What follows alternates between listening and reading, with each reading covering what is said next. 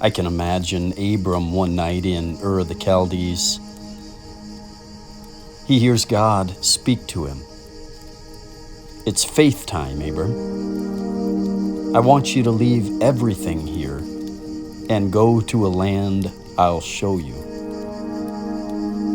And if you do this, I'll make of you something greater than you could possibly imagine. The Bible says that against hope, Abram believed in hope and obeyed. And the place God brings him is Hebron. In Hebron, God takes Abram's faith a step further. Will you believe me for a son? You're 100 years old, and your wife is 90, but will you believe me? And so Sarah has a son. God takes Abram outside and says, "Look up. See the stars? Tell me, how many are there? That's how much I'm going to bless you. So shall thy seed be."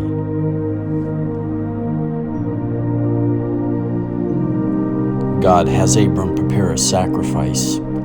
When the sun goes down, a smoking furnace and a burning lamp pass between the pieces. And God himself seals the covenant.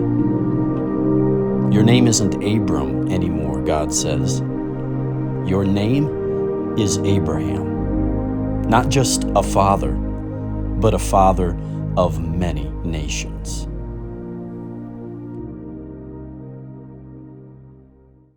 What else happened at Hebron? Joshua defeated the king of Hebron in battle as Israel cleared Canaan of its enemies.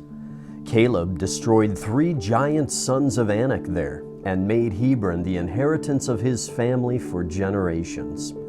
Later on, Joshua appointed Hebron as one of the 6 Israeli cities of refuge, where those who found themselves in trouble could plead their cause and find shelter.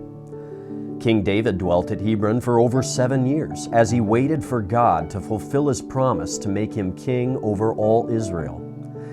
Abraham, Isaac, Jacob, and their wives were all buried at Hebron, where Abraham had purchased a burial cave for that purpose. He wanted his family for generations to forever be planted in the midst of God's promised land. So what is Hebron Ministries, and what do we do? Hebron's a nonprofit ministry of the Harvest Baptist Church in Fort Dodge, Iowa, where Pastor Marvin Smith and his staff have been used of God in the area of spiritual warfare counseling for over 25 years. Hebron encompasses a growing number of ministries, emphasizing hope, healing, restoration, and discipleship. The primary 2 ministries at this time are the Point of Restoration and the Biblical Counseling Center. First, let's talk about the Biblical Counseling Center. Galatians 6:1 says, "Brethren, if a man be overtaken in a fault, ye who are spiritual, restore such an one in the spirit of meekness, considering thyself, lest thou also be tempted." Now let's be honest, church. How often do we really do this? We don't know what to say, or we don't have the time, or we're just too disappointed with the person to help them. And restoration takes time. It takes biblical counsel. It takes humility, confession, forgiveness. It requires a renewing of the mind and an appropriation of the riches that are ours in Jesus Christ. People often come to the Biblical Counseling Center because they've encountered an obstacle in their lives that they just can't get past. Perhaps they're struggling in their marriage relationship, or they have some addictive behavior in their lives and they've not been able to correct it on their own. Maybe they're battling depression or some debilitating fear. Maybe their children are struggling with issues of identity and behavior, and their parents just don't know how to deal with it. What the Counseling Center offers are spirit-filled, experienced counselors and teachers who walk step by step with each individual, couple, or family, and take the hours necessary to uncover personal strongholds in their lives, making decisive biblical application of truth to defeat the lies that the enemy has used to deceive them. And we've seen so many victories. My own family is a product of this kind of counseling, and I'm going to tell you, I don't know if we'd be here today if it weren't for this ministry. The center also offers retreats that cover a variety of topics ranging from marriage and family to struggles with addictions. People have come from all over the country, even out of the country, and found exactly what they needed through this needy ministry. You know, we grew up in Christian homes, and not only Christian homes, but pastor homes. So we grew up in this mentality of you just go, go, go, go. And a lot of, I think, performance-based Christianity crept in our lives, and that created burnout and also a lot of stress in our home. And yeah, it was scary. We finally came to a point where we realized we had to make a big change, a drastic change. We just felt so hopeless inside. We can look back and say, look at what God has done, and we're here, you know, and that's a testimony to God doing things, and we're stronger now, spiritually, emotionally, mentally, healthier now than we were before we were broken. And in 2020, we started working in a Spanish church, and there we faced a lot of adversity. A lot of things were going on in our own private worlds, and kind of affected everyone else around, and it especially affected our home family and also our marriage. We weren't sure if we wanted to even stay in church because our marriage was rocky there for a while, and our first thought was who could help us, and Pastor Smith was our first thought, so we called him right away. We came back to Harvest Baptist Church and sought counsel with preacher, with Pastor Marvin Smith, and we got restored. That's right. Hebron Ministries also includes the Point of Restoration. Now, this is a program that offers temporary housing and various other assistance to individuals, couples, and families in ministry who find themselves in need of an extended recovery period, or who've simply been displaced unexpectedly and need a home while they make new plans. I can't stress how vital it is in certain situations to have a ministry like this available to people who simply need to come to Hebron and live for a while. It was late 2020 in December, I really started going into intense spiritual warfare. I think it was late February where I really hit rock bottom, and Pastor got a hold of me. He called me. I remember the first words that he told me. He said, "Hey brother, you know, you're gonna make it. You know, God's gonna bring you out of it." But as I got up here, I got worse. I was so bad. I mean, it was horrible. I almost died. It was that bad, just the spiritual pressure. I couldn't walk into church. I couldn't stand up. I was on the fetal position nonstop on the ground, just in such spiritual pain. But this place was a spiritual hospital from the moment when we first got here. Just the Spirit of Christ here, and the love and the acceptance, and just the passion for people and the relationship and individuals from Pastor Smith.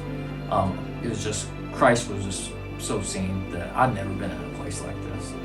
In our marriage, we had just after 2 years, we were heading to the divorce court. And we came here and we got the counseling that we needed, and God blessed and resolved our marriage. We were pretty close to being divorced, and God resolved everything, and we thought all was lost. But God stepped in and led us to seek counseling in this ministry. Now, years later, we are still married with 4 beautiful children, and we're still growing closer towards each other. I was at my lowest, and I didn't want to live, and I was really believing the lie of Satan that there really was no hope. But as I began to get counsel here at Harvest Baptist, and I began to yield myself, I then could see the hand of God and how he was moving, and I could see he was orchestrating these events up in my life to get me to the place where he could freely move in my life and to show himself strong in our marriage. By applying what we've learned in the counseling here at Harvest Baptist, we've quickly understood that this was just a bump in the road, that God not only wanted to restore our marriage, but he wanted to change us from the inside out, and he wanted to use us together as a unit so that we can impact the lives of those that we would come in contact with. He's done exceedingly abundantly above all that we could ask or think. We are so grateful for our Harvest Baptist and the ministry here, as well as our pastor Marvin Smith, for pouring his life into us and loving us right where we were, and to show us that there really is hope in Jesus Christ. Over the years, the Lord has done some miraculous things, bringing people here to receive spiritual healing and hope into their life. I'd like to ask, here's what I'd like to ask. I'd like to ask that you as a pastor, that you would, take us on in prayer support as we venture out trying to help these dear people. And then also that you would share what's going on here with maybe someone that needs this type of hope and this type of spiritual help, and someone that's fallen and needs someone to come along and pick them up and restore them. And perhaps maybe also that you might prayerfully consider supporting this ministry financially. We're excited that God is doing abundantly, exceeding abundantly above all that we ask or think through it. And preachers and missionaries and full-time Christian servants are getting restored, and many of them are able to get back up and get out there into the fight and be used of God again. So why do we call it Hebron Ministries? Because Hebron represents hope. It represents faith in God and his promises. It's where giants are conquered. Hebron is holiness unto the Lord, a leaving of the old and an embracing of a new beginning in faith. At Hebron, there is refuge. Truth is revealed, sacrifices are made.